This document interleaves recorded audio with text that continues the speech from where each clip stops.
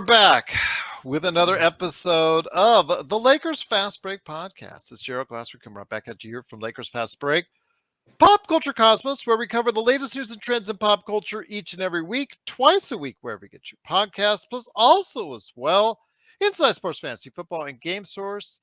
Please go ahead and make sure you like, share, subscribe, follow, or do whatever it is that you can to support us right here at the Lakers Fast Break, Game Source, Inside Sports Fantasy Football, and of course, the Pop Culture Cosmos as well. Also, please go ahead and support the great folks at LakersBall.com. Go ahead and check out Ox1947, aka Joe Soro, today at LakersBall.com.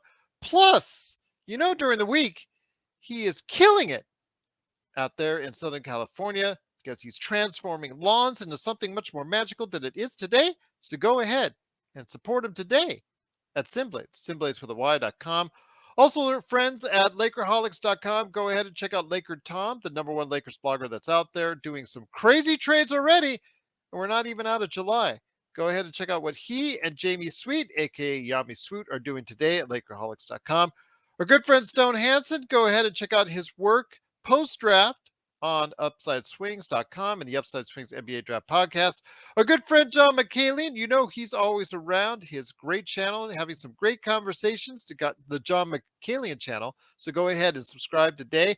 Plus also, speaking of subscribing, if you've not subscribed yet to our YouTube channel, please go ahead and do so, or like our Facebook page, or follow us on social media to get the latest notifications on when we go live on the air with the latest Lakers Fast Break. We are at 917 subscribers. We're so close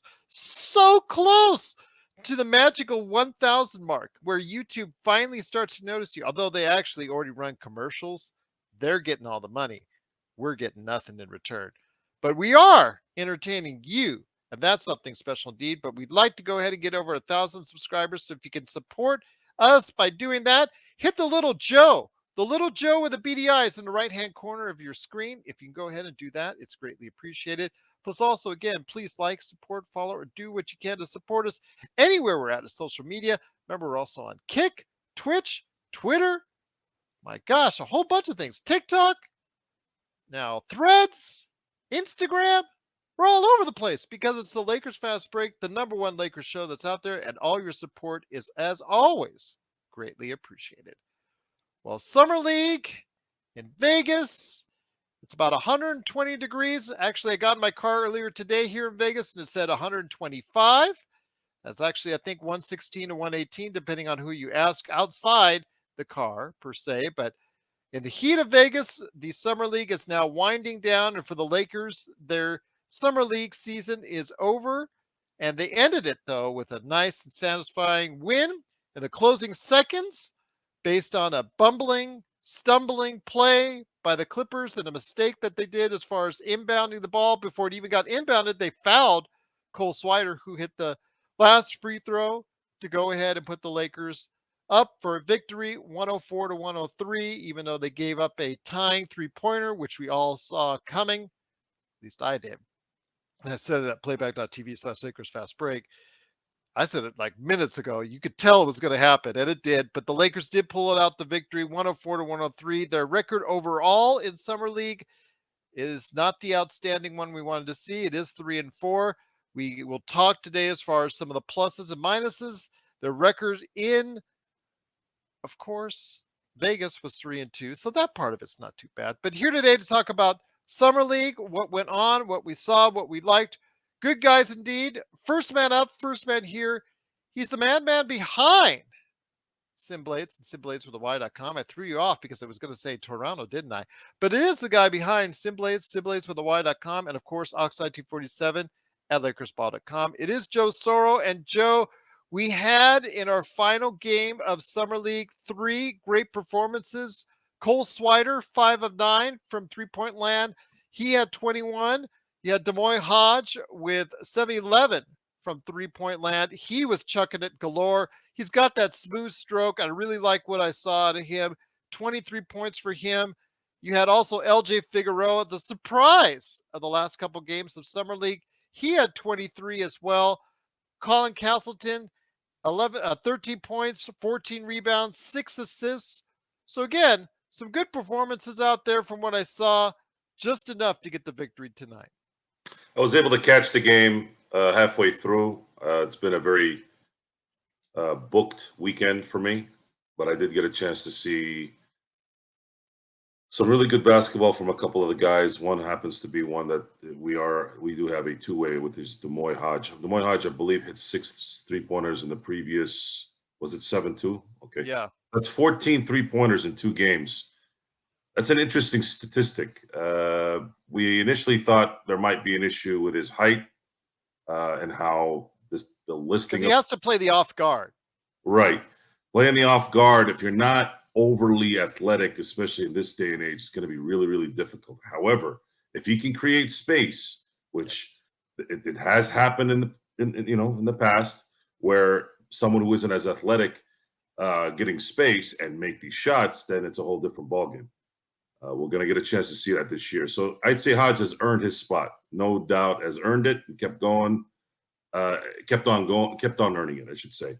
I think he's going to play in the league. I don't know if it's for the Lakers, but I think he has a spot as long as he keeps that touch. Well, it's something we need. It's something we need. We need a 2 guard who can shoot.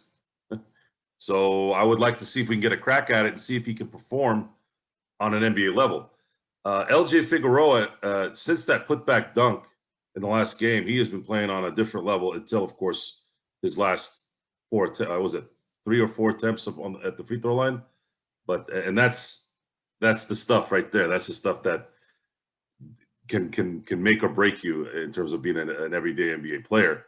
But very impressed with his ascent. He might have gotten himself a job in the last couple of games. Good for or an him. invite to training camp, because the For, fact is, for sure. I don't see how that's not going to happen. and that's the first subject I want to talk to you about. It is LJ Figueroa, who had back-to-back games of 17, and then we saw with 23 tonight.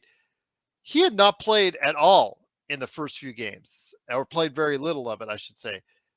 You know, I put the onus on JD Dubois for not allowing this kid to go ahead and get a chance to play. Your thoughts on this, my friend? Why he didn't get a chance to play earlier and sooner? And like I said, I think he just There's not enough players that you can play at the same time. It's a difficult. This Yeah, kid must have been doing something in practice. I think back at the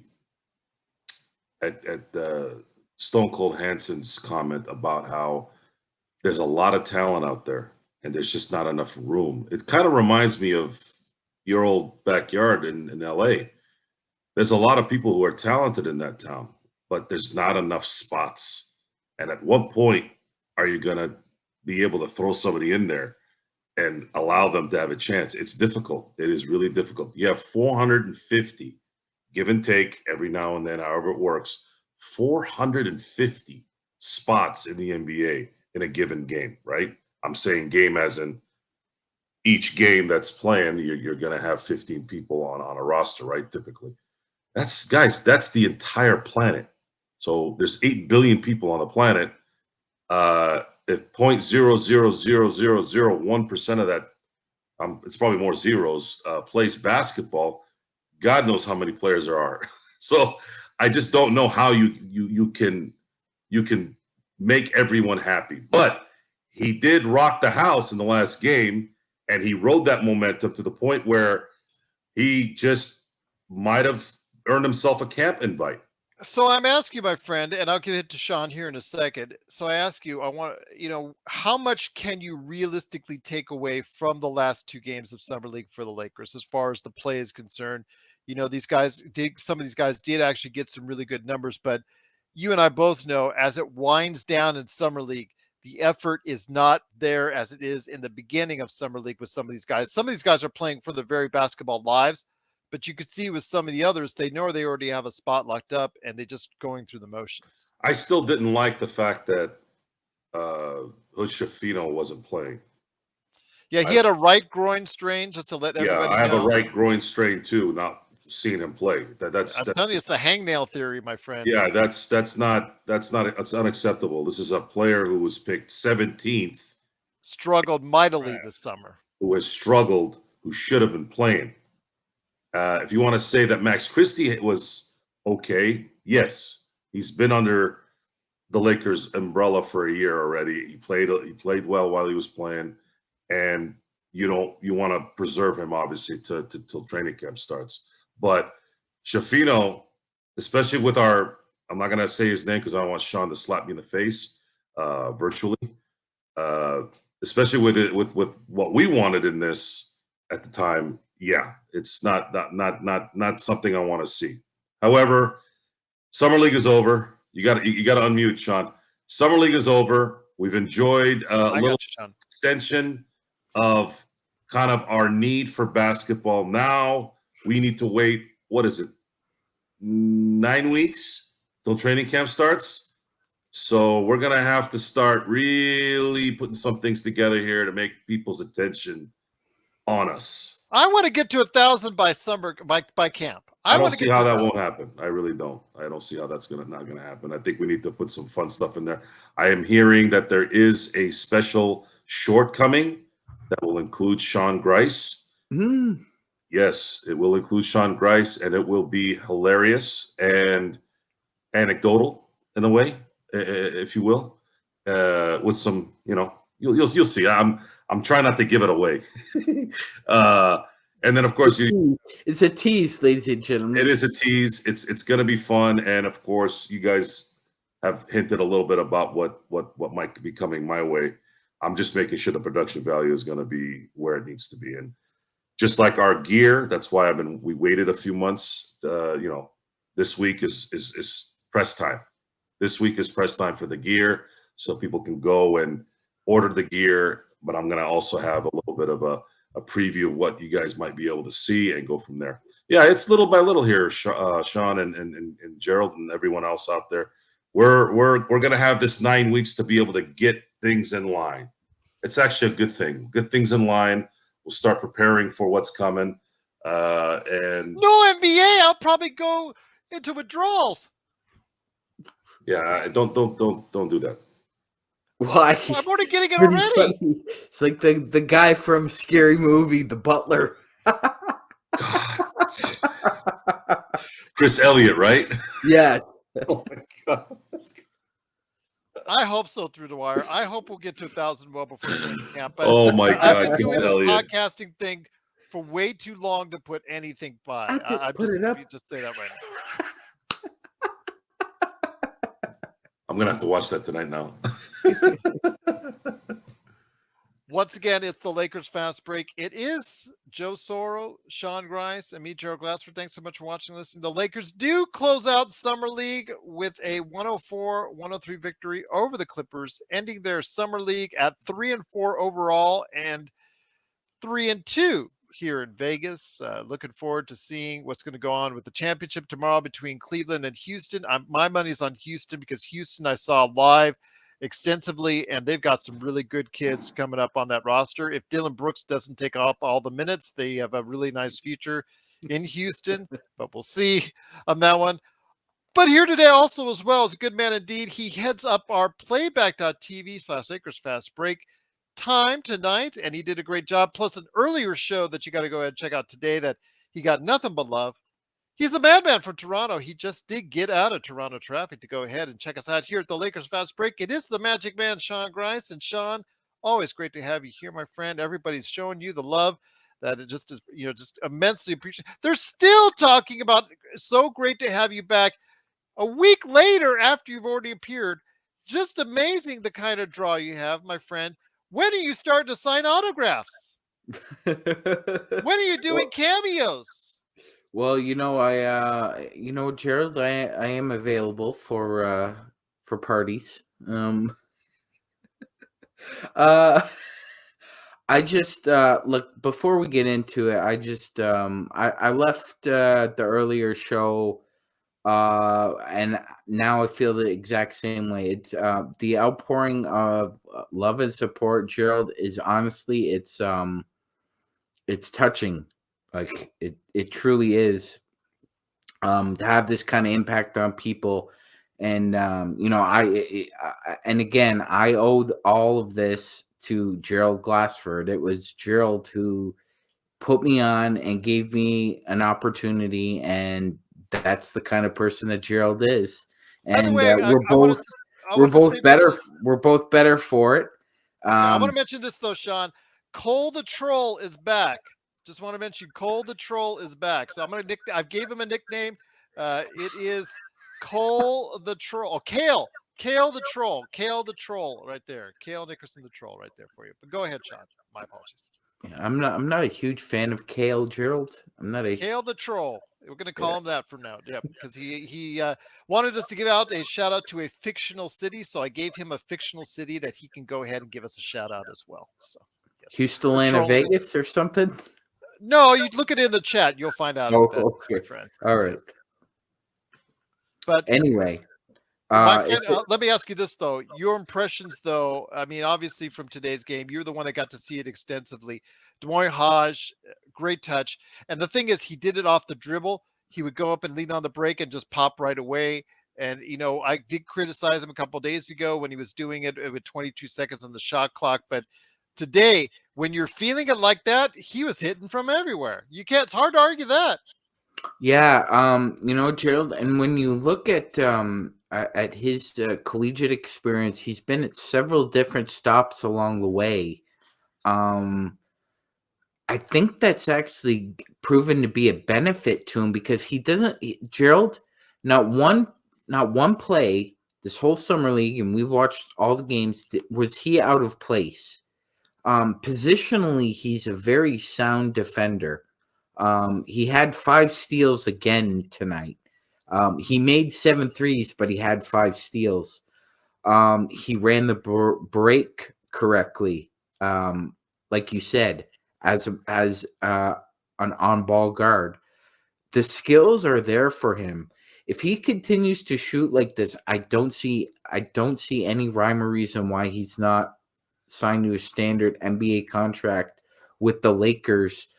Even with the glut we have at the guard position, if Hodge is shooting like this, it makes it difficult to even think about putting him in South Bay, because now you're thinking, well, now I have an internal competition between guys like Demoy Hodge, Max Christie, and Cam Reddish to see, and iron sharpens iron, Gerald. I think this is a great thing for the Lakers that somebody like that is coming into training camp feeling very confident about his shooting, and Max Christie as well. Mississippi Dog, you have my same opinion as well. I couldn't agree with you more on that. That it's so depressing in a way that the undrafted guys are doing so much better than the drafted guys. Adam Hurley, 5 steals. You're right, is awesome. Really, really good as far as that. What he did today, just as far as everything And that he's working. yeah, But and, I'm going to tell you right now, though, he is in the numbers game. I would say keep him the 2A because he would make him eligible for still at least 45 games. Yeah, no, Gerald, I'm with you there. I think that would be the ideal situation for all involved, because if he's not going to tear it up like this in a preseason game. However, he's proven himself to be at least willing. Like, there is a big difference today with undrafted players. Like, there are some guys that they play not afraid. Like, there's a difference. Like, Austin Reaves played unafraid. Alex Caruso played unafraid. And now I'm seeing Demoy Hodge play unafraid. He's not afraid to miss. He's not afraid to make a mistake, which means he's really not. He is a gunner. He's playing. Yeah, he's just playing. He's just a hooper. You're right, Gerald. Just a gunner. So a guy like Cole Swider, who is also a gunner, but is not as good athletically, and no, it's not like much is working against him.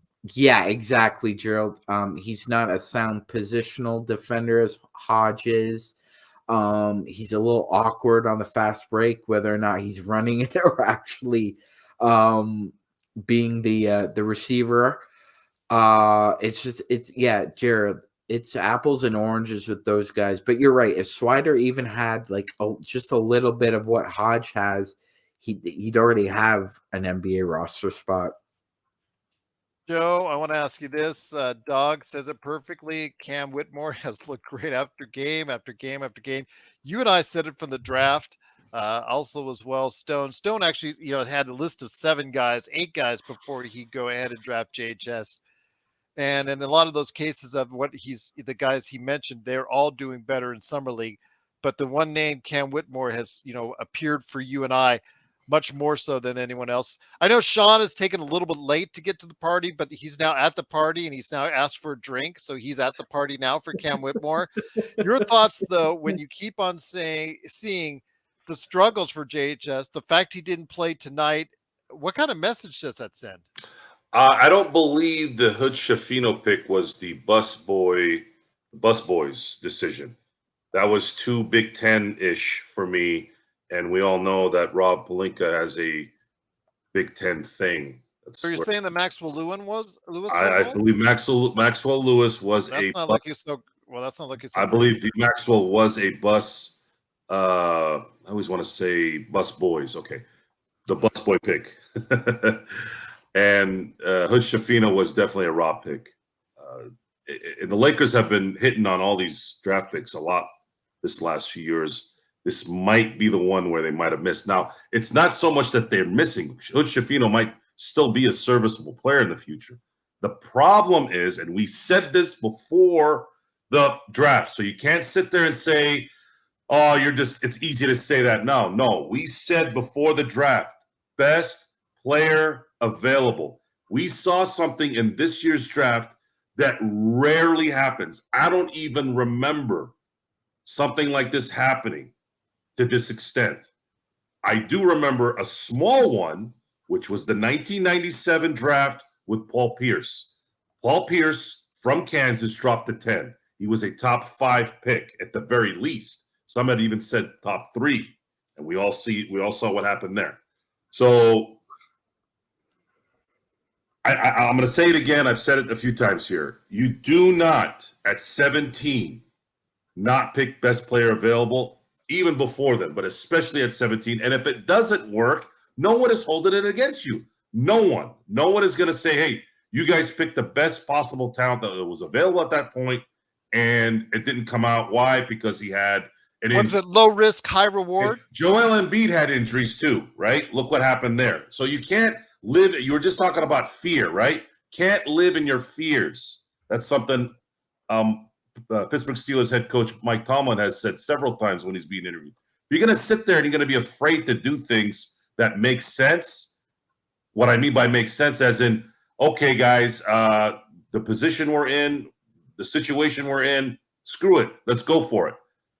You're not picking number 1. You're not picking number 2. You're picking 17. It doesn't work out, you're fine. If it works out, you're a genius now. Now you've got a pick that was a top 3, top 5 pick, just like Giannis, just like Kawhi Leonard. Both were 15 overall picks. Look how that turned out. Each guy is a champion. Each guy, one guy won 2 Defensive Player of the Year. The other one won MVP and a Defensive Player of the Year. So I don't know. I'm not going to harp on this because I think it's kind of overdone already. But we are here to win a championship here in the next year, and regardless of what happened there, we are focused now on hopefully getting at least one more big here in the summer, so that we can get ready to start winning going for the championship when training camp starts. Once again, it's the Lakers Fast Break. It is Joe Soro along with MagicMan Sean Grice and me, Gerald Glassford. Thanks so much for watching and listening. Truly appreciate it. Adam has a question. Is there anyone besides Castle and Hodge that would be better fit right now for two-way than Figueroa? Just remember, though, Adam, if they keep 14 on the roster and not 15, they have to get rid of one of those two-ways. So most likely Cole Swider will be sent packing, even though he had 5 of 9 3-pointers today, shot very well. It's going to be tough for him to go ahead and stick because of what he can't give you on other facets of the game. And they'll probably drop the Exhibit 10 on Fudge, and they'll probably pick up Figueroa on it. That would be my guess, or what I would do, because Fudge, he's supposed to be this defensive stopper. He's very athletic, but we saw offensively that he can't do anything for you. Defensively, though, we were not very impressed with that either, were we, Sean, with Alex Fudge?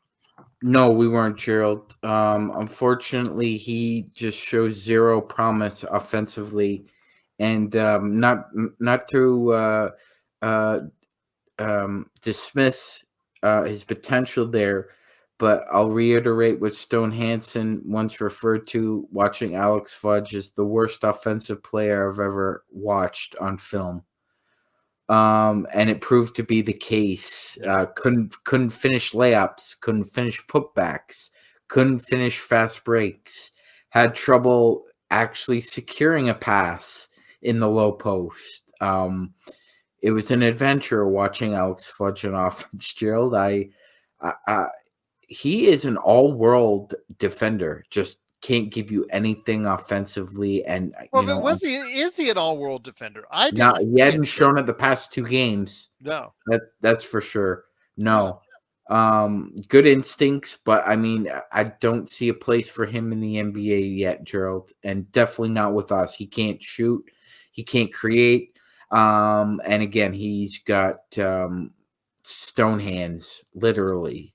And we've already have that already in, Vanderbilt, as far as someone who's very defensive oriented, 6'9", very athletic. We already have that, Sean. We don't need Yep. someone else No, we don't need like that. redundant. Yeah, no. Gerald's correct. We don't need redundancy in athletic wings who can't shoot. We have one.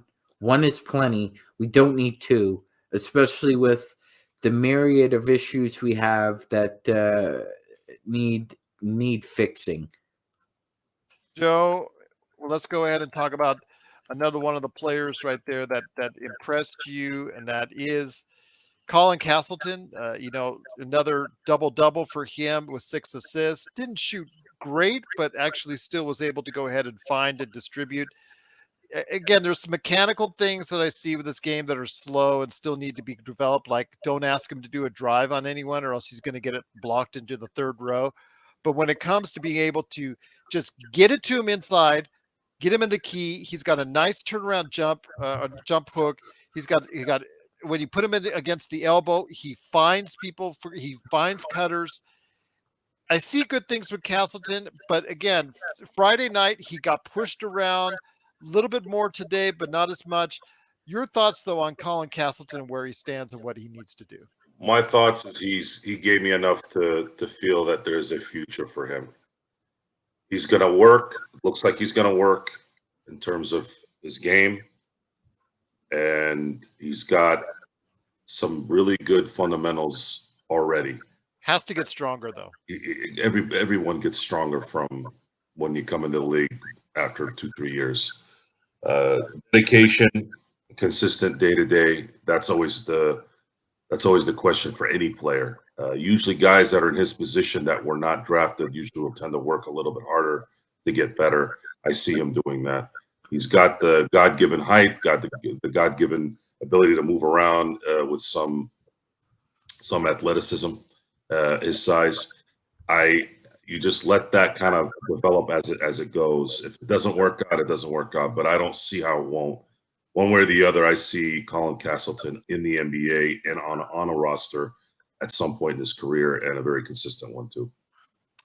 Once again, the Lakers did win in their final game of Summer League, 104-103. They finished with an overall record of 3-4.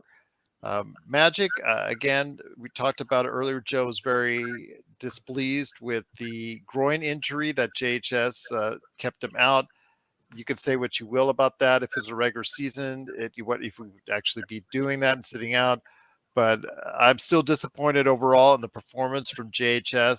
Again, there's a lot of work to be done, and I'm just not sure he'll ever gain the athleticism, speed, shooting ability, and defensive ability to go ahead and be a solid contributor in the NBA. Yeah, Gerald, those are a lot of boxes to tick off. It's I call it like I see it. It's right there. Yeah, I don't disagree at all from what we've observed. It's a work in progress. There's no question about that. I would just I'll reiterate it again. For the best of both worlds, it would behoove him to just sit and learn from guys who can do what he does, only better, or they're more athletic or quicker. His bread and butter Gabe Vincent, LeBron James, D'Lo, and Austin Reaves can all do it better than he does. So there's just not going to be a lot of minutes for him right now, given the depth. Injuries aside, even I'd be hesitant to play him more than 15, 20 minutes a game, Gerald, because it just seems that if he's the I think he's the just if I think if he gets run really hard at the beginning of the year, it might deter him, and I don't want to see that happen.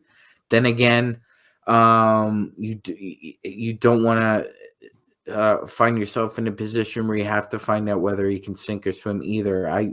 If all intents and purposes, he should be redshirted this first year. He needs to Honestly, go to he needs to stay in South Bay, go to South Bay, and just play in South Bay. yep.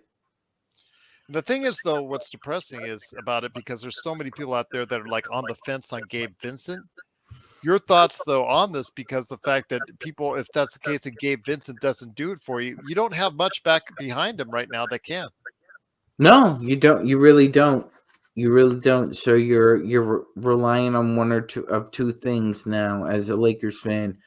If you weren't over the moon or even just satisfied with acquiring Gabe Vincent, and you weren't thrilled about the Lakers drafting JHS, you got to sit and spin, my friend. You got to sit and spin because you have no other choice here. I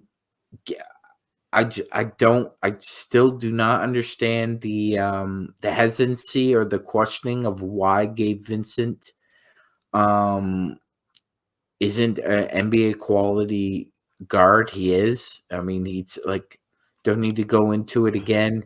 He's played over the past 2 seasons. He's played over 40 games in the NBA playoffs, ladies and gentlemen. He's gone deep.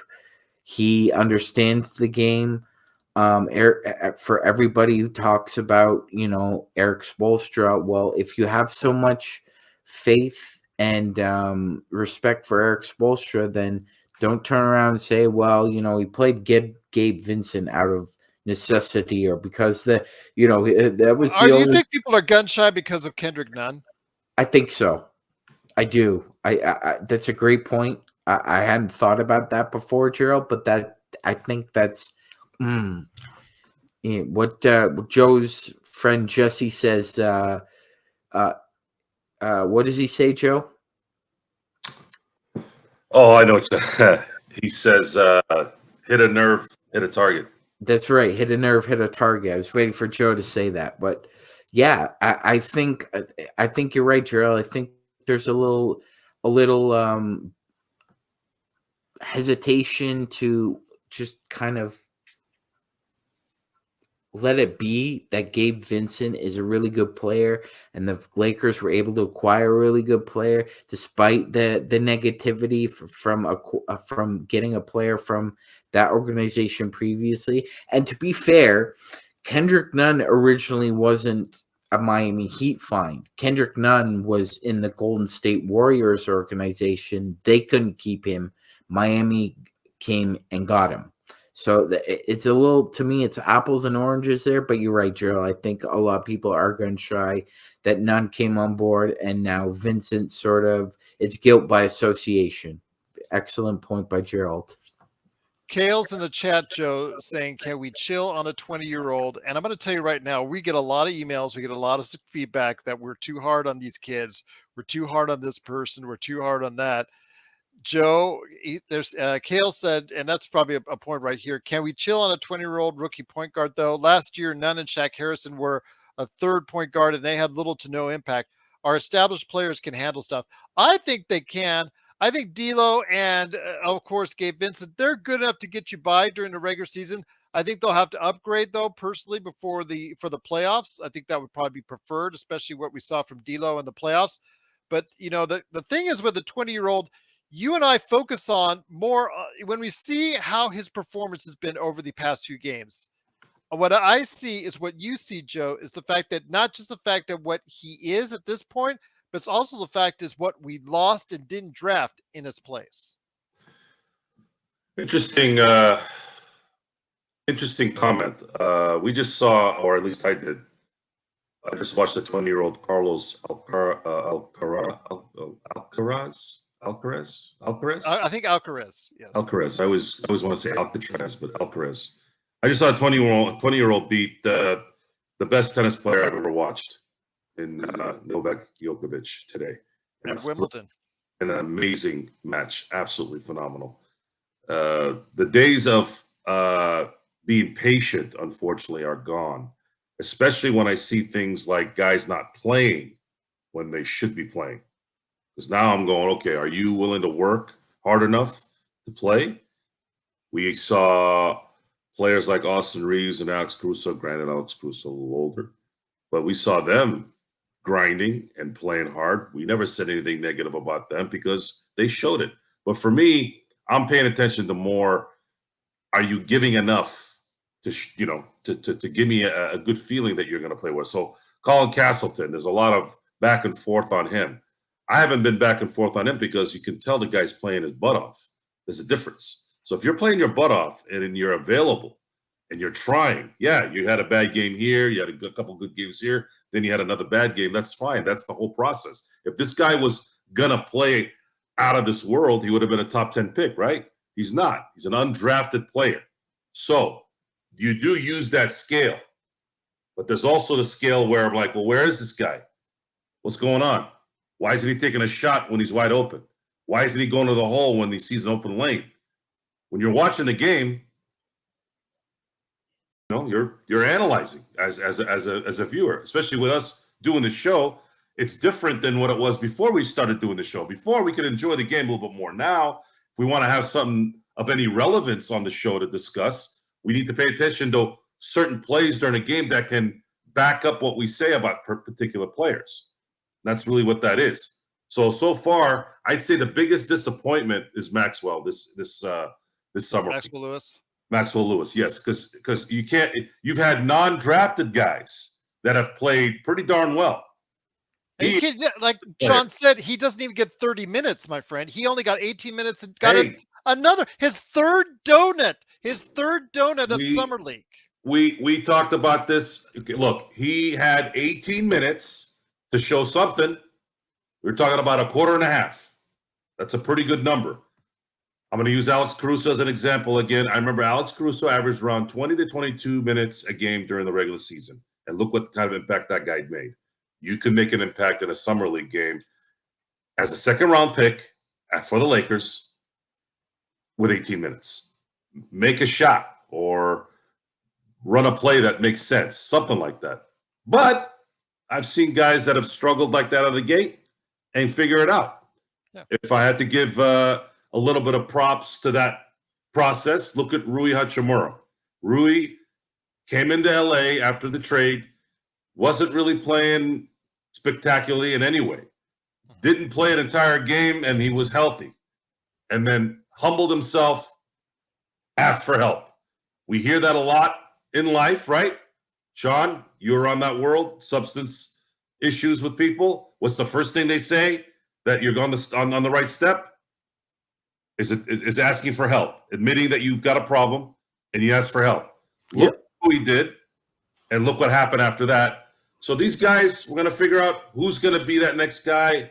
Maybe it'll take him a year. Maybe it'll take him 2 years. And I will say though, Maxwell Lewis on that very cheap contract, up to 4 years, and the last 2 years is the Lakers' option.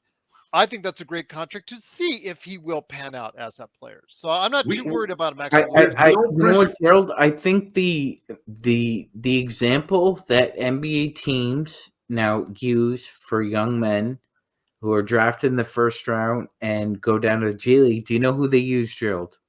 Who's that? Pascal Siakam. Oh, there you go. Pascal Siakam was a first-round pick for the Toronto Raptors. But how much is JHS? How much is his contract? That's the thing. The second-round contract, the second-round Maxwell Lewis, 4 years, can develop up to 4 years. Lakers option after 2, and the third and fourth year.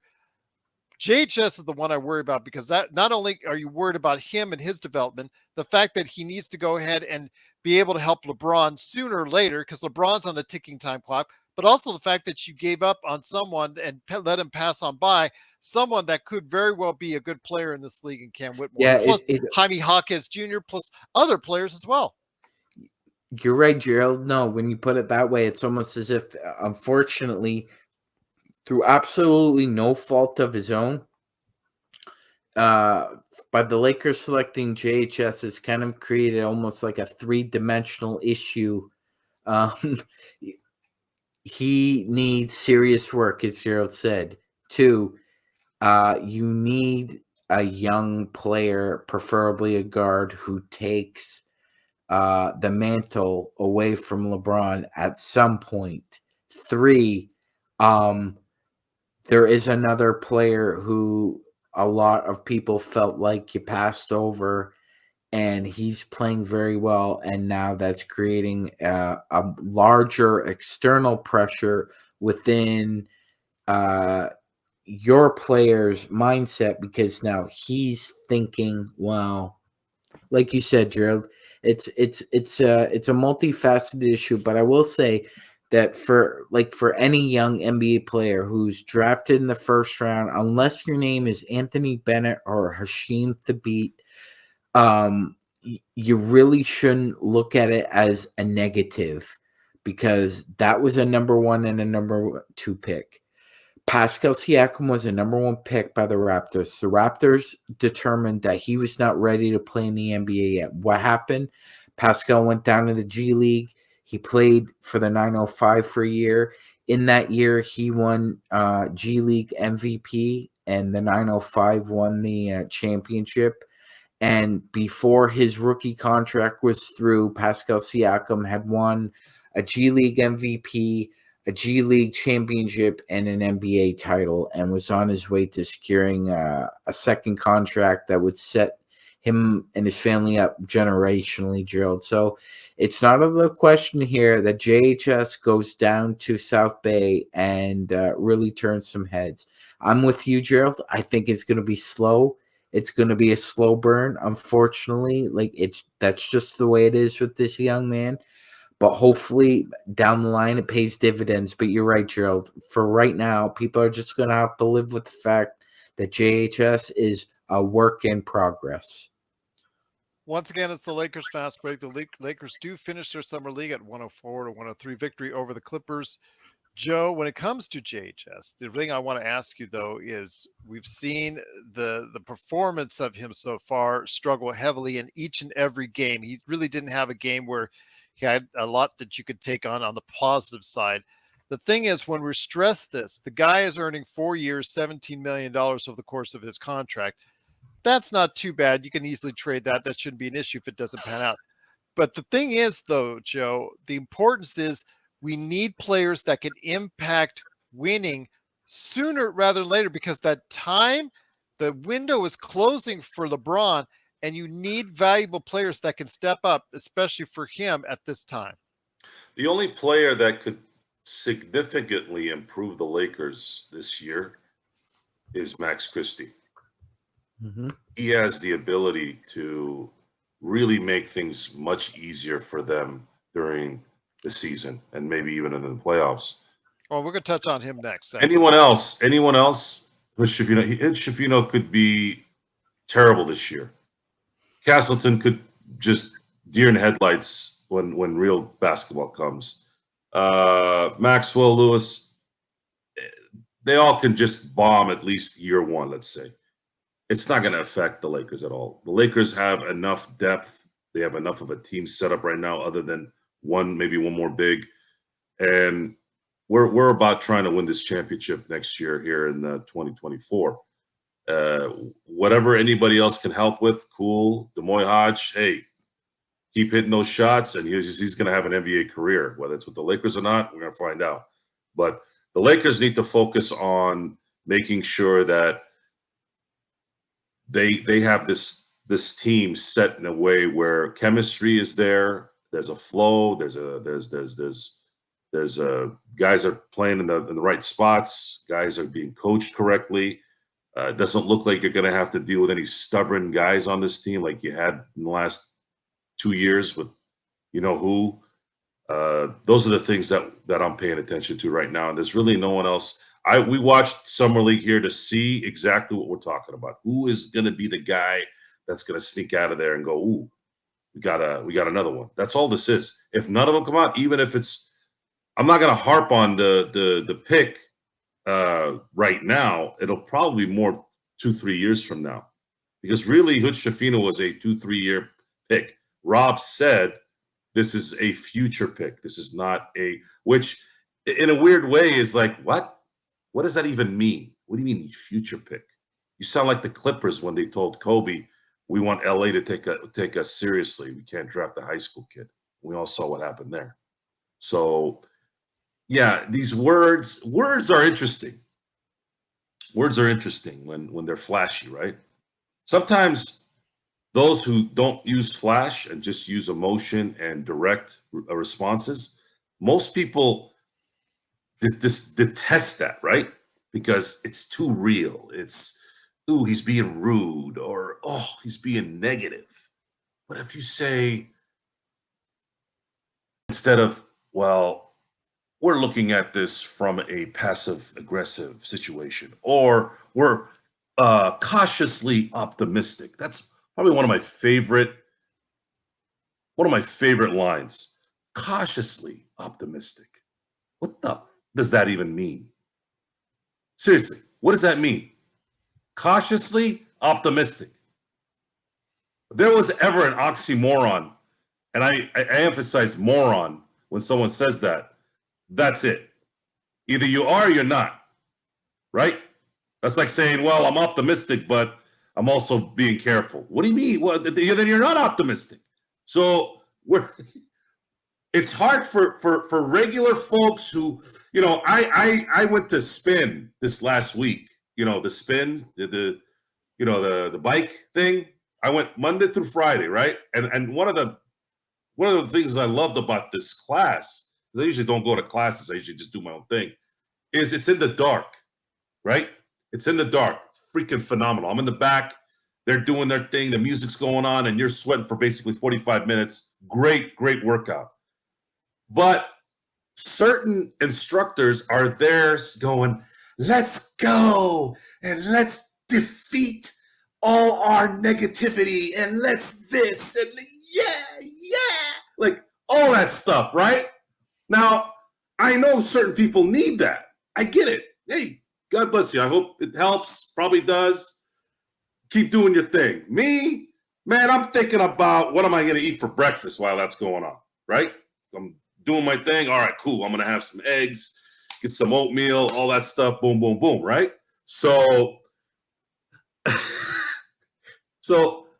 when we talk about players who are doing things, do you really want us to go Trevor Lane on you?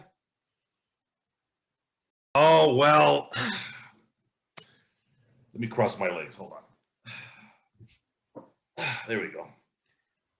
He's struggling in this year's Summer League, and we're hoping and cautiously optimistic that he will improve before training camp starts, and maybe he can be an integral part of this season's team. Is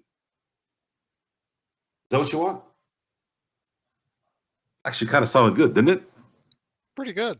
I was impressed. So imagine going to those, real estate seminars. That's what that was, right? All the cliches and all the feel-good points. Do we all get a free gift for showing up? Keep it simple, guys. Keep it coffee simple. and donuts? Keep it simple, okay? When someone screws up, doesn't matter if they're 8, 9, 12, 45, 88. Forget about that. Stop thinking that way. When my kids were kind of getting into that 5-6 range, right? When they were getting into that 5-6 range, I started hearing something. Every year it was the same story. Oh, well, Joe, they're 5, you know. I'm like, all right, cool. Then all of a sudden they're 6. And then it's like, well, Joe, they're 6. Okay. And then 7. And then 8. And then one day I'm like, okay, what does this end? Oh, they're teenagers. Oh, they just graduated. Oh, they're college. Oh, they're 30. And they don't know. When does it end? No, I said no. Stop talking. You're going to learn right now at 9. You don't learn it now, you're going to struggle learning it at 20, right? What did George Carlin say? When you tell a 23-year-old who's been pampered his whole life, when a 23-year-old finally gets a job after he gets out of college and finally meets a boss that tells him what an idiot he is, what does that do to that guy's psyche after 23 years? Imagine your whole life you've been told you're great. Oh, here's this, and you go conquer the world, man. You go do it. And then you finally make a mistake in the wrong place, and that boss goes, what are you, stupid? Come on. So my point here is, guys, I don't really understand he's 20, guys. He's a rookie. I get what you're saying to a degree, but the guy played 18 minutes. He didn't do anything. And he's got non-drafted players doing a lot of work, doing good stuff. Where are you? That's all we're saying. Did you really have to go do that? I know I said it. I'm sorry. Thrown out to the Wolves. Sorry. Yeah, thank you. Yeah, here we go again. Latest controversy. Oh, Sean.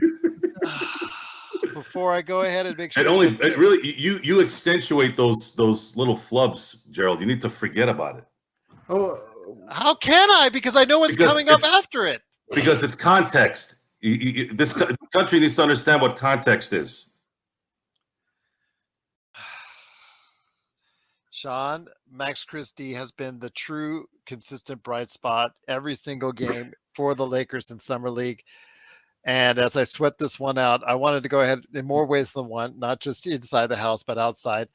Want to hear your thoughts. Max Christie, he obviously proved that he was too good for Summer League with consistent play, but I want to also hear your thoughts, though, on what's going on with Max Christie's development. Do you see him getting now a chance to go ahead and not only make the rotation, but be an integral part of what the Lakers are doing this season? I think so, Gerald. I'd be very surprised if he wasn't playing on a second unit with either Gabe Vincent or D'Angelo Russell as his opposite guard. And his he had, they don't keep these stats, but he must have been the ball handler, I would say, for at least more than 40% of the possessions, at least initiation. So that was a little different to see, because last year he wasn't really an on-ball initiator at all. They didn't ask him to create for others. This year was a pleasant surprise. He got better at a lot of different skills that we were hoping. He's a better shooter. He's a better facilitator. His dribble is a lot better, Gerald. That was one thing we were noticing last year, is that his dribble was a little sloppy, right? It looks like he plays with more pace now, which is great. It looks like his game has matured. Like we were hoping it matured, given what he was saying over the evaluation from the end of the year. But he's shown himself to be a very, very, very worthy contributor on the team, Gerald. And I would hope that the Lakers would add some responsibility for him, just to see if he can handle it, because I think he can. What's already on his plate. So I do see this young man as slotting into our backup off guard role, but he does have a lot of skills that can be still honed, obviously, but playing beside somebody like Gabe Vincent or D'Angelo Russell will only make him better. Once again, it's the Lakers fast break. The Lakers do win 104-103 over the Los Angeles Clippers with an exciting, nail-biting, okay, well, it's just Summer League, okay, but finale to Summer League. Joe, when it comes to what you're seeing overall, I mean, I think everybody's going to start passing out their Summer League grades for as a team and as players. I think I'll start off with you. I think you can't give anything other than an A to Max Christie for the way he played in Summer League. Yeah, and he should have. This is a guy that has immense talent, playing against talent that is a level below his talent. And he came in and did what he needed to do to prove that he has a chance here in the next 3 months to come into training camp and be a rotational player. And man, if he is truly a rotational player and has 20 to 25 minutes in him, it's that particular play that will only add to the benefit of this offseason. Gabe Vincent, the re-signing of Austin Reaves improvement. Darvin Ham's putting a little pressure on him in terms of saying that he sees him being an all-star. Oof, man, just imagine this. Let's just say Gabe Vincent solves a little bit of the defensive problems that we had at the guard position, right? This at least can stay in front of his man, right? Then you have a all-star Austin Reaves, and then you have a rotational player in Max Christie. You have now likely exceeded last year's team. How do you exceed last year's team? Last year's team went to the Western Conference Finals. Does that mean they're a finals team now? Maybe, but you also have to factor in that it's one more year of LeBron playing, right? And that's likely going to continue to dip down more and more if we're using normal setups, right? Maybe LeBron is the exception. Maybe he's Tom Brady. He's going to get better next year. I don't know. But we're in a very, very good position. And Rob has put us there in terms of his acquisitions and the way he set up the team. It's going to be Darvin Ham and the players now to make him look good. Because if they don't look good, I am not blaming Rob. I'm not going to blame Rob this time. He put those guys there, fulfilled every need almost. I think we're one player away, which I think we're still waiting on the right situation there. We are going to get something. But as far as the meat of this, it's there. It's time. It's time to go after it now. We're not having to worry about, what can we do this year to hope to make it. You have flexibility on top of that. So if things don't work out, you're at least in a position to maybe upgrade like you did last year without the pressure of having to, oh man, we're going to have to overhaul everything. If we do happen to change during the season, it's going to be something where it's going to be one or two plugins, and that's it. That won't veer off too much of the chemistry or too much of the core. Want to go ahead before I turn to Sean? Joe, in the chat, Kale Nickerson was saying, that's kind of a clown take, Oxnite 247. I bet teams wish they would have been willing to be cautiously optimistic with Kobe. Your earlier take on Kobe, what do you have to say in response? Hold on, let me read what he said. Who is this? Kale Nickerson says it's kind of a clown take. I bet teams wish they would have been willing to be cautiously. I'm not sure I understand the question. Okay, maybe just say as far as the development for Kobe, because remember Kobe in his first season obviously struggled a little bit. The Utah playoff game, the fact he only averaged, I think, 7 points in his first season. They did take their time trying to develop him. He came off the bench, took a season before he replaced Byron Scott in the rotation, if I'm not mistaken. First of all, the thing with Kobe, I've said this before. Kobe was the first perimeter player to come out from high school to the NBA. There was nothing close at that time. It's easy to say that now, but at that time, he was the only perimeter player to go to declare from high school to the NBA in NBA history, modern NBA history. I don't know if it happened in the 50s or 40s, but with that, there was really nothing to compare. Now, I clown on the Clippers on the decision on not drafting him because they're the Clippers. They always screw up. No matter how good they make things, they still screw up in the end. That's just what they do. As far as cautiously optimistic with Kobe, that's what Del Harris did his first year. And Kobe wanted to play, and Kobe had talent to play. But Del Harris had that cautious optimism about whether to play this guy or not. You're talking about a guy in his second season who should have won Sixth Man of the Year and was an all-star starter. What do you want me to say, guys? Well, you tell me, okay? Jerry West, the greatest executive in sports history, in my opinion. Saw him for 10 minutes. Look what happened. What? Jerry West was looking at guys that were coming from college to the NBA. Why all of a sudden did Jerry pick this guy who he didn't know, a perimeter guy, a small, skinny guy, thinking, oh yeah, he's going to be freaking next level out of nowhere. Why would he do that? And that's how these guys work, man. That's how these guys work. Cautiously optimistic. That's basically saying, I can't use that analogy. Gerald, if I may follow up with that, Joe's correct. And although technically he wasn't a guard, he wasn't really a big either. The really only two successful players to play a perimeter game to come out of high school were Kobe and T-Mac. And if you look at both of their rookie years, T-Mac played just a little bit more, scored a little bit more, played a little bit more, but not by much. And that's all. I think that's all Joe was reiterating. It just it depends on the guy and what situation he ends up in. Once again, it's the Lakers Fast Break. We truly appreciate you being part of what we do here. The Lakers do win 104-103. But before we head on out, guys, I just want to go ahead and say that we'll be doing probably more deep dives on the guys playing in Summer League here this week. Probably a lot to talk about still. Of course, also as well, we're going to be doing a Lakers History 101 summer class this week as well.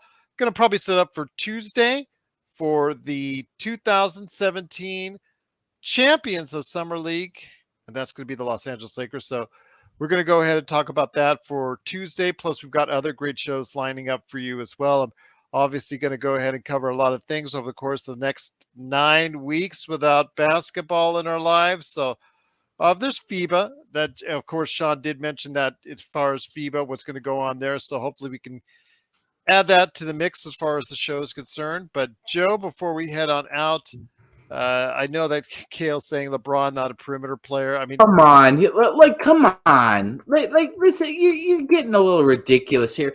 LeBron was ready to play in the NBA for 36 minutes from day one.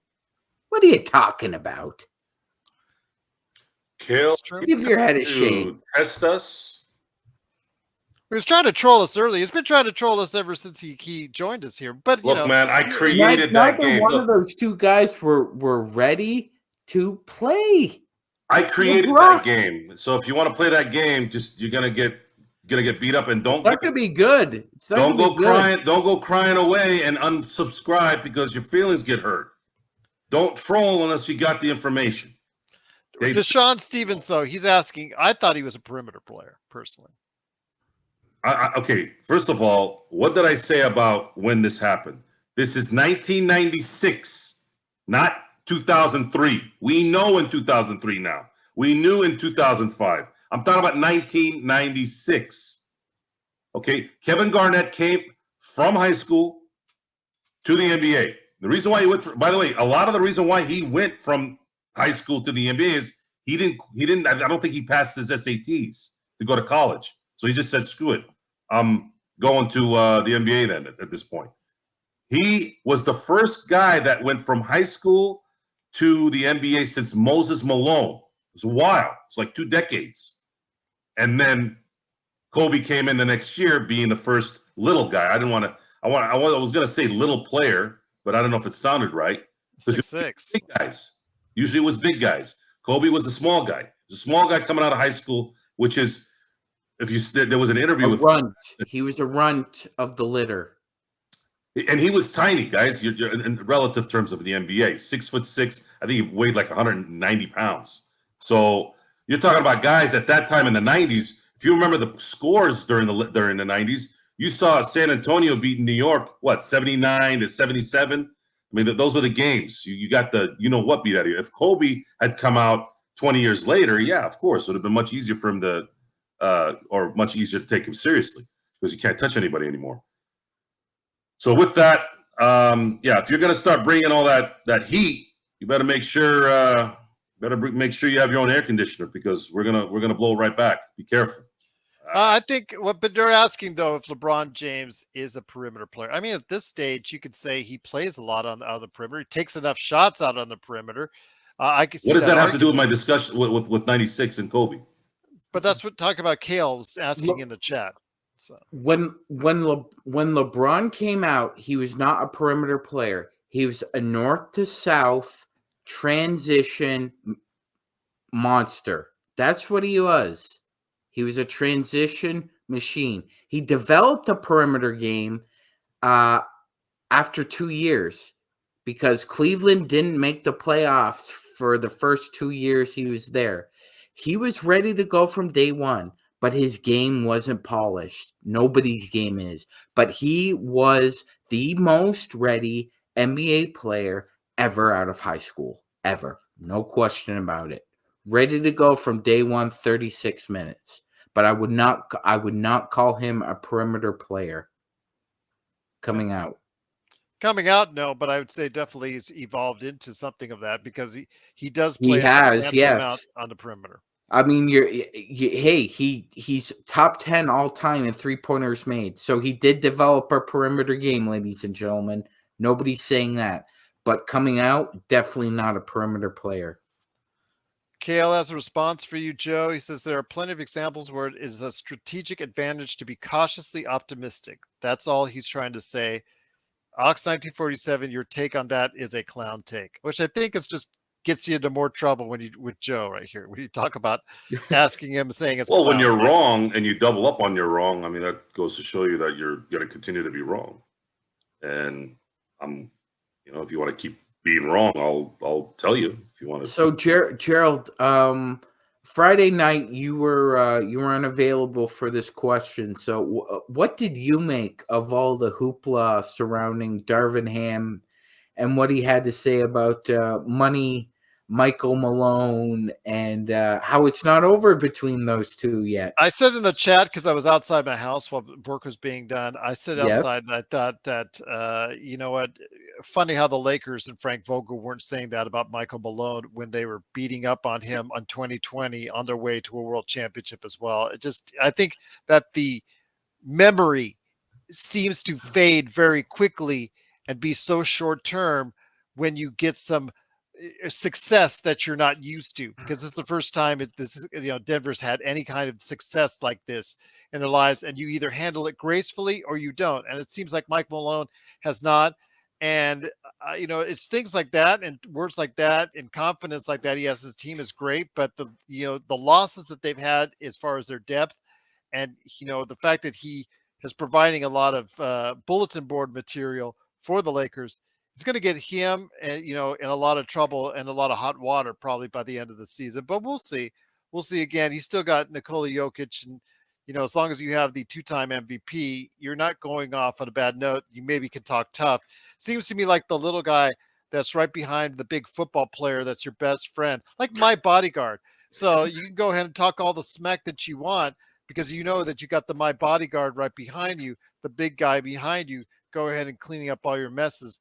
The thing is, you can only do it for so long until someone bigger and badder gets to you. So we'll see about that, my friend. I just think, though, again, when it comes to Denver, they've got some things that they still have. Obviously, a great starting five, but I'm very concerned now about their bench. And if somebody gets hurt on that Denver team and that starting lineup, it could spell doom for their repeat chances. Yeah, I agree, Gerald. I agree. Unfortunately, relying on Christian Brown and or Reggie Jackson as a safety valve. And DeAndre Jordan Jordan, there. yeah.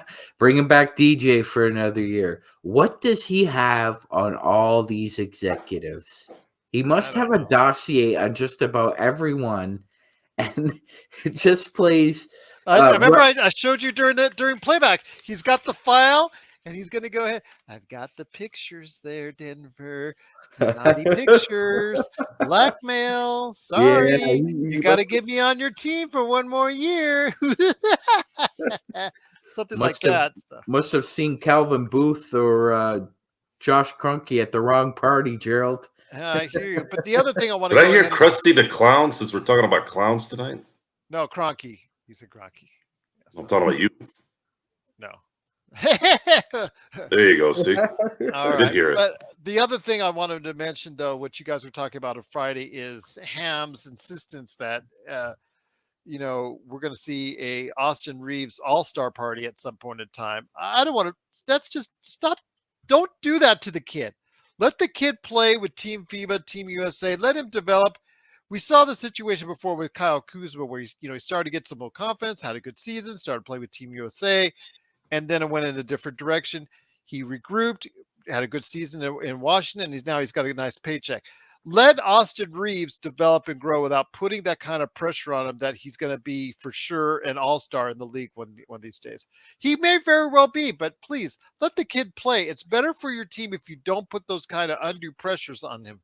We want to be cautiously optimistic. Yeah.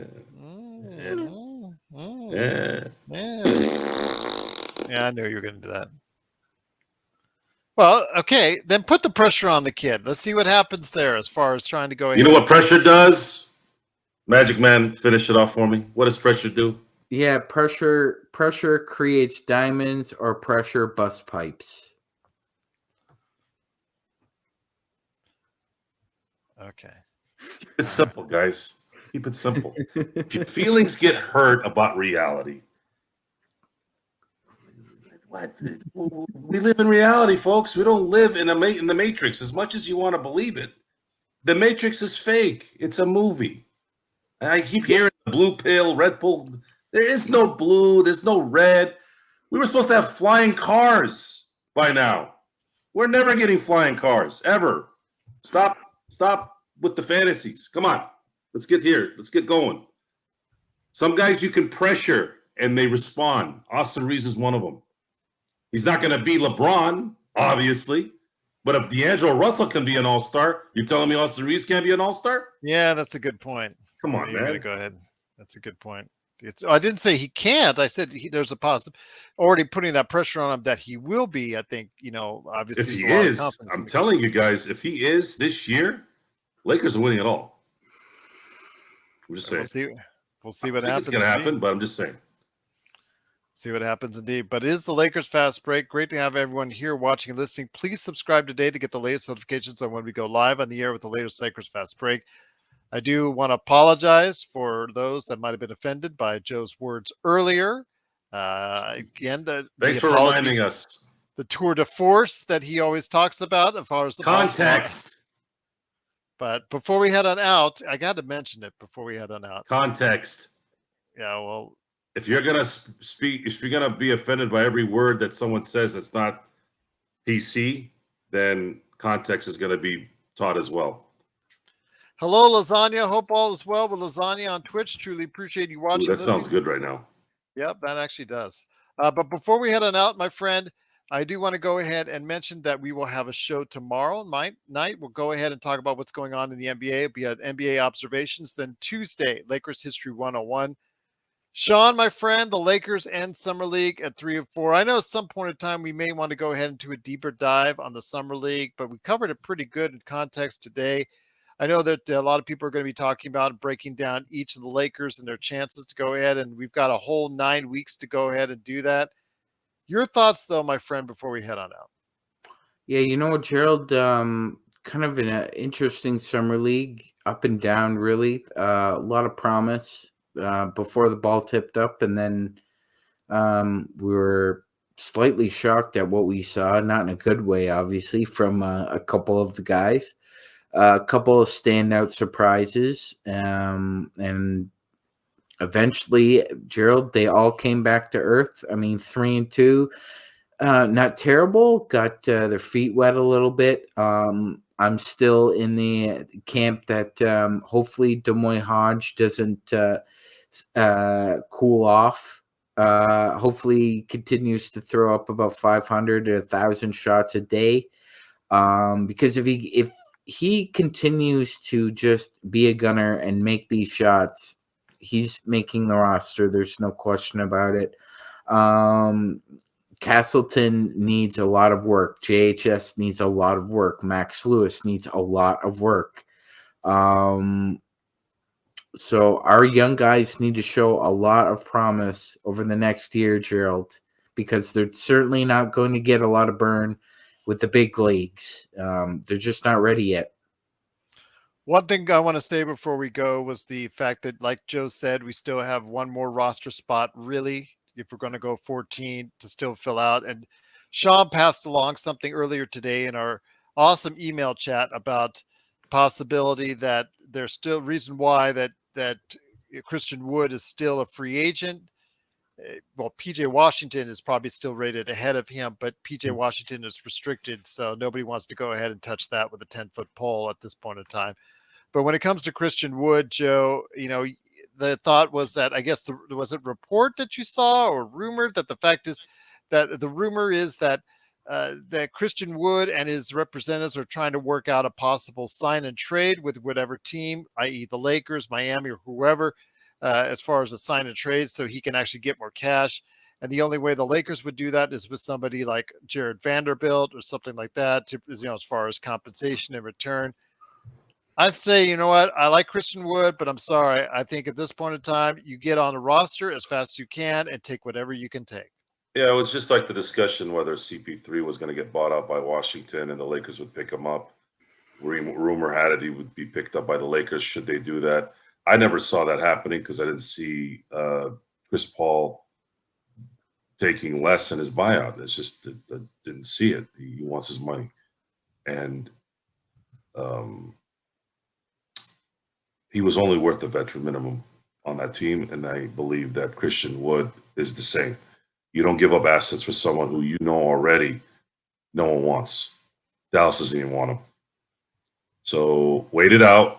If he's available for the veteran minimum, pick him up. And that will be a huge plus. If you get him in any other way, it starts to get to the negative. Because if he starts to become a problem, then your investment goes to crap. And on top of the fact that you have to deal with him. So you got to be careful. And they have inside knowledge, right? Jason Kidd does not like Christian Wood. That there's nothing that's been hidden about that. Nope. And I believe the Lakers have a lot of respect for Jason Kidd. I have a different view on that to a degree. Jason Kidd has had a history of weird things since his playing days. So I don't really hold too much there. But I know the Lakers respect them, and I know that there's some respect back there as well. I just believe that he's probably not going to get what he wants. He's going to have to take a veteran minimum somewhere, and it's his best spot to showcase himself is LA. And there's an open spot there. There's an open position. Should Darvin Ham decide to put him there? And that's going to be a question for a later time. So, Sean, when you made that, I saw that rumor and you sent it along to us, it just shows that, again, they're trying to work every angle that they can. But ultimately, it just seems like to me they just got to go ahead and bite the bullet and say, you know what, resurrect your career and resurrect it while you're still at 27 and start doing it with a team that can actually give you playing time you need. I know that Adam and I went back and forth because Adam, for the past couple shows, was talking about when he's starting, he got 2 block shots a game. I had to unfortunately notify him that he had the worst defensive rating of his career last season at 113 plus. Mm-hmm. His defensive rating has gone in the wrong direction in the last few years. So again, it is about the defense with him. That's part of the reason why he's still out there. I want to give him a chance because of what he can do, especially if LeBron and AD are out of the lineup, especially what he can do offensively. But your overall thoughts on Christian Wood before we head on out?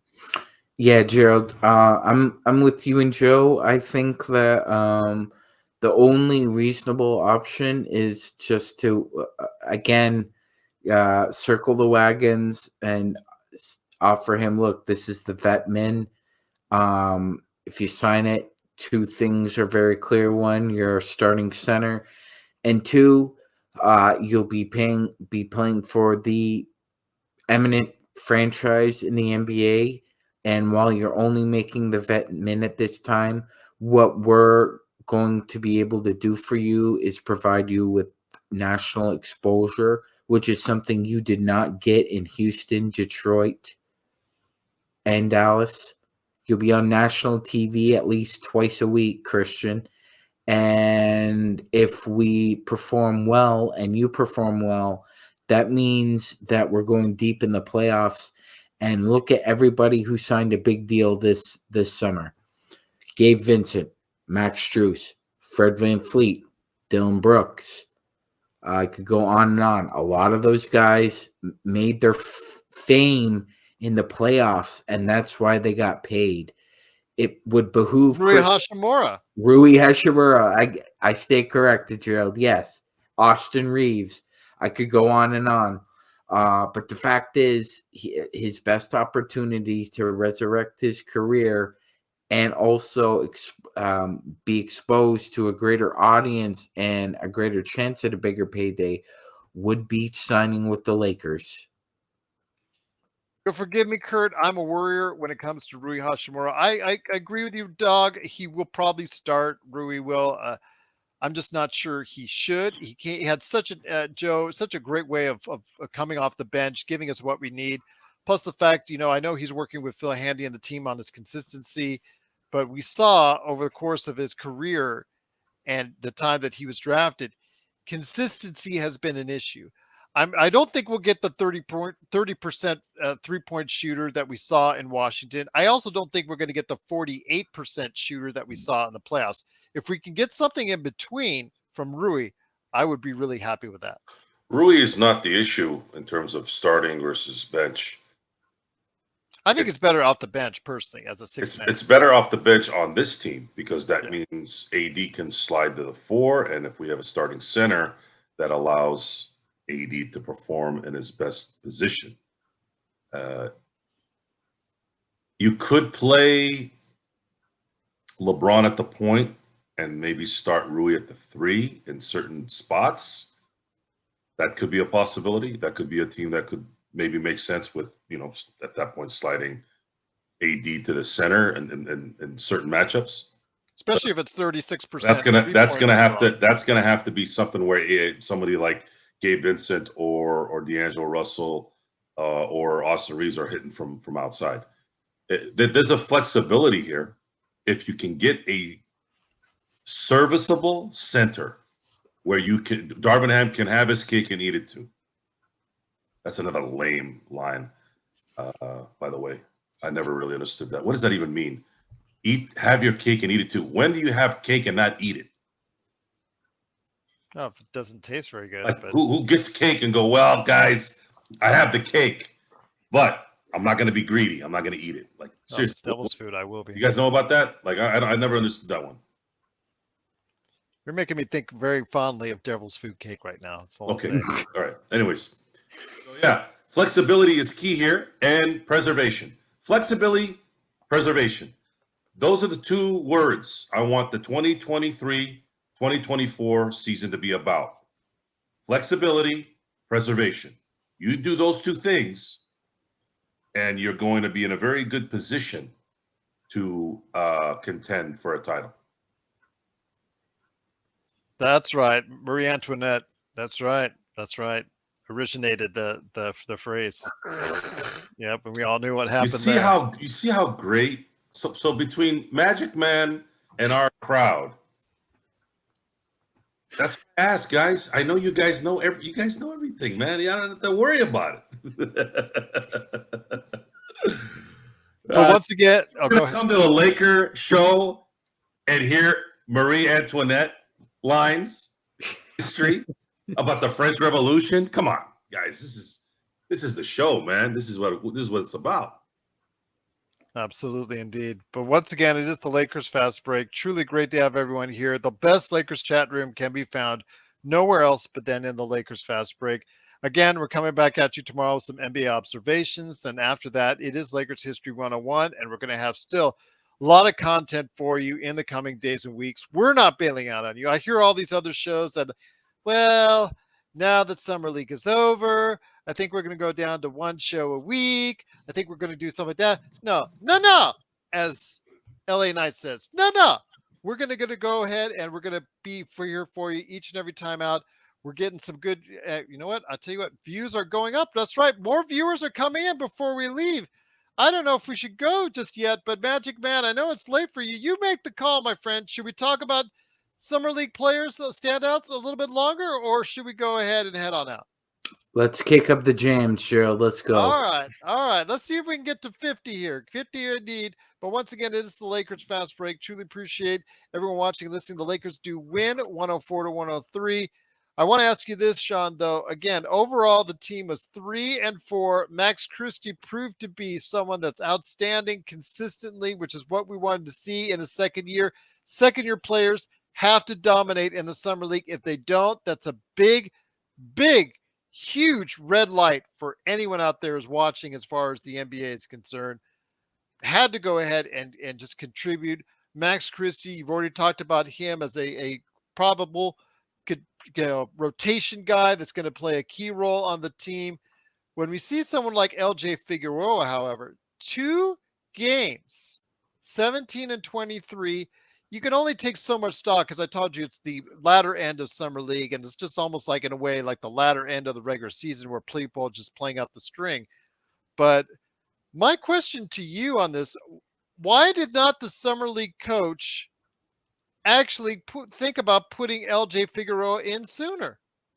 Yeah, that's a great question, Gerald. I thought Coach Dubois would have put LJ into the starting lineup. Actually, given his effort in the last game, him and Hodge were the only Lakers who really showed up. Yeah, a bit confounding there. You know, the kid played really hard in the previous game. All due respect to Victor, he's going to have some great dunks in his career.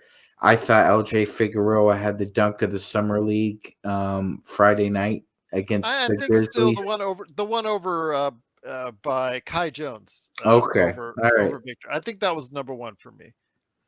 but still impressive putback. Yes, Very Jalen Duren athletic. had some whammers as well. Yes, he did. He did have some hammers. You're right, Gerald. But I'm biased with wearing my purple and gold rose-colored glasses here. Um, yeah, I'm happy for the guy, Gerald. But you're right. I mean, like, great story. Really an example of what all-out heart, hustle, and effort can give you. It can get you 23 points in a summer league game against guys who are trying to get to the big dance. I think LJ is going to be a great camp body, Gerald, and it looks like he's just a good influence overall and everybody else. Like Max Christie was talking about how as much as he forged a relationship with Russell Westbrook on the Lakers, he also developed one with like Figueroa on South Bay. So hopefully he comes back into training camp reinvigorated and plays well again. And one thing I want to ask you, Joe, is you and I touch on it. We're going to keep on touching on it as far as Cam Whitmore and his development. People want to go over to the Summer League stats on NBA.com. They can really see it out there for sure. Because when you look at it, of the first year players, Joe, finished in the top 5 as far as scoring at over 20 points a game. Just want to give everybody a heads up on that. And we wonder why, or you guys wonder why we say what we say as far as what we see already from a kid like that. Still has to work on some things like his free throw shooting wasn't good, a little bit from the outside, a little bit short there as far as what we're concerned. But the kid's a scorer. The kid's a scorer in this league. Really, even with a 29% free throw, 29% 3-point shooting and a 62% for the free throw line, the kid can gun. The kid can gun, averaging also as well 9 rebounds a game. And actually, no, not 9 rebounds. I'm sorry. He only averaged 6 rebounds a game, but he did have the 8 steals in that one game. Overall, just a truly good performance from him. Again, he was given the green light and he took it strong. Well, the reliance on experts to help you analyze, doesn't matter what industry it is, but in this specific discussion, Stone Cold Hansen is a draft guru. This is someone who spends hours upon hours evaluating talent. Because we can't do that.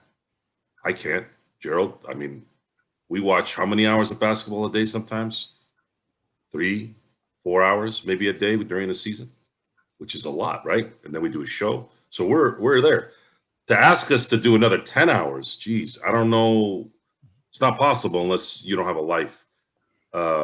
Which I'm not saying Stone doesn't have a life. That's his life. That's what he does. That's what he chose to do. So I'm going to lean on what he says because he knows. And I've done enough questioning of Stone to figure out that this guy he's not really wrong often. He's actually right. And he was very clear that there might have been a mistake in terms of what we decided to do at the draft. And we saw something that rarely happens, which is a player that's astronomically talented that fell as far as he did. And that's this, I'm just hoping it doesn't become a problem down the road. Stone Hansen, guys. Stone Hansen might be coming to retirement here in about a month, unfortunately, but we're going to try to keep him on the show as much as we can. I'm assuming he's still going to watch basketball and, keep up with some things, but he won't be analyzing by the minute all day, every day. The basketball world, it will be at a loss if he does decide to go. It is, and I'm hoping that in the future, as the show gets bigger, we can be a channel for him to go, and that's going to be an important part of what we're doing here on the show. Is we build enough of credibility here to where we can actually influence certain people in the industry, which is part of why we want to make sure this is a good setup. Sean, go ahead, Sean. Go ahead. Yeah, Gerald, I had a question for you. Mm-hmm. Do you think that Pete Nance will get any playing time for the Cleveland Cavaliers this year? Because that would mean that his father played for the Cleveland Cavaliers, his brother played for the Cleveland Cavaliers, and he would play for the Cleveland Cavaliers. I think that's a really cool story, man. He's one of the standout breakout stars from the summer league is Pete Nance. That's true. Absolutely. It could be a great story indeed. Another great story, though, is Colin Castleton. I want to go ahead and run the numbers by you real quick, guys, before we head on out. 13.5 points on 51% shooting, 81% for the line, which was probably to me one of the more impressive things that he's done. The assist total is, I think, about 4.5 a game, which is really impressive. It is big for a guy that's playing underneath most of the time. 10 rebounds a game. And also added in a almost a block a game. He kind of tailed off on the blocks as the summer league went on, but again, something of promise, something of note. I do know that he needs to work on some things, work on his strength, but yeah, definitely a good see him play the way he did and give a lot of faith to a lot of people that Castleton could get the job done. Yeah, absolutely, Gerald. Absolutely, and some of these guys do come, as Gerald knows. Some of these guys just do not, for whatever reason, either play like specific zones or are just dead set opposed on playing man to man. I think that's maybe where Castleton ran into a little bit of trouble, Gerald, is that actually defending NBA sets versus college sets, and I think processing, as Stone calls it, is an issue for Colin as well as on the defensive end. I think offensively he's further along than he is defensively. Wouldn't you say? I would say that's correct. Absolutely.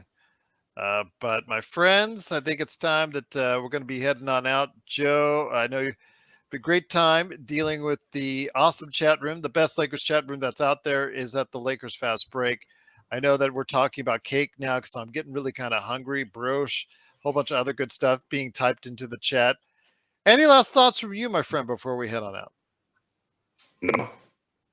Okay, short and sweet to the point. Just get to the bakery indeed. But once again, it is the Lakers Fast Break. The Lakers do win 104 to 103 on a last 0.4 second left free throw after a really dumb move, fouling Cole Swider even before the ball was inbounded by the Clippers, allowing him to go ahead and hit the winning free throw. Could that be the last thing he ever does for us in a Lakers uniform? We'll find out. Good 3-point shooter, not giving you a whole bunch else. See what that is valued on the team. We'll find out exactly going on if Cole Swider and some of these other kids can go ahead and get the training camp invite, make the roster. We'll see what goes from there. Kurt Affair was trying to say that with a Gerald warning. Yes, absolutely, a Gerald warning indeed. But it is the Lakers Fast Break. We truly appreciate you watching and listening. We will be back tomorrow for NBA observations. Then on Tuesday, it's Lakers History 101. Looking for those. Who is wearing their red nose after this? Kale Nickerson says, well, hopefully not me. That just means I've stepped outside and got sunburned in 116-degree weather. So don't want to do that indeed. But it is the Lakers Fast Break. We truly appreciate you watching and listening. Joe Soro and Sean Grice are smiling. Everybody's happy. I'm inside in air conditioning. Everything is good. What is your bill over there? Like $800 a month? It must be, absolutely. I'm telling my wife, I keep telling her to do the solar thing. I want to do the It's solar funny, thing. people talk about how, going to Nevada, no state income tax. All I'm like, yeah, because you're getting bent over by AC charges. Your bills in Arizona and Nevada are, what are they? I think I've heard some bills are like $1,200 a month. I mean, you might as well be paying a mortgage. Exactly. It can be pretty bad out here, but once again, it is the Lakers Fast Break. Don't expect any green lawns here as well either. It's all rocks and sand. Barren sand. It's Yeah, bad marketing over there. That's why I'll get there soon enough. Don't worry about it. Okay, fair enough. But when I hopped in the car, okay? Joe's gonna take over the whole city of Las Vegas, isn't he? Yeah, one day. wait, I can't wait to include Las Vegas in my pitch for your company. That'll be awesome. Yes, but all I know is when you get in the car and it says 125 when you turn on the key. Oh my god! That is hot. So Yeah, everybody I stay out think of the heat. the hottest my car's ever gotten up to was about maybe 82. That was it. Oh my gosh. That's it. John says, let's save a couple of $100 a month by financing a $30,000 solar panel system for the next 30 years. I keep asking my wife, I want to do a solar panel on top of the house. Hopefully it could save some money as well there. But my advice, don't lease it. Buy it out. But you need money. You don't have any money, you're assed out. Sorry. Kurt says a pitch for Las Vegas would have to include cake. Theme of the day. But once again, it's the Lakers Fast Break. Go ahead. Chocolate sponge cake with nothing else. I could eat that all day if it Devil's food for me. Devil's food. Even ice cream cake. Chocolate ice cream cake.